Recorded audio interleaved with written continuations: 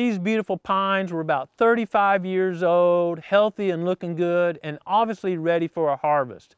But after we visited with Jeff, we knew his objectives were much closer to the wildlife management side of the timber management continuum than it was maximum timber value. A typical pine management plan is for the pines to be thinned periodically, and that's to allow each pine to receive enough sunshine to grow at a good rate. And then the landowner decides at about what state of maturity he wishes to clear cut that stand or take a big payout from the timber he's grown and replant more pines. When thinned appropriately, the trees with the lowest quality form or the least valuable trees are taken out, allowing the better trees to continue to grow and reach a higher monetary value.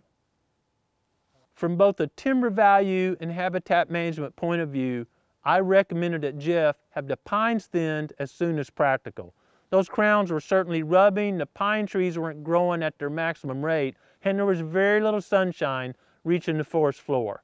Now, knowing that Jeff's goal was much closer to the wildlife management side of this timber continuum than the maximum income side, I suggested that Jeff have these pines thinned to 60 basal feet per acre. We've shared this before, but to understand basal feet in timber terms, imagine if you had 60 trees that averaged about a foot at the ground. Well, that would be 60 basal feet per acre.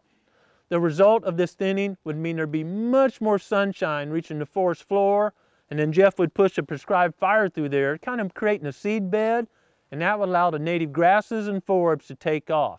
And because each tree is getting all the sunshine it could handle, it would grow much quicker, adding more value per tree per year. One of the most common issues in managing pines for wildlife habitat or maximum timber value is sweet gums. Sweet gums can literally take over all the understory of a pine stand, shading out everything and competing for resources with the pine trees. It almost always requires a herbicide treatment to control sweet gums in a pine stand. A prescribed fire will kill a 1-year-old sweet gum seedling, a little bitty tree that's growing from a seed. It doesn't have much root system, and as that fire girdles the stem, there's not enough energy in the root system for it to come back and survive.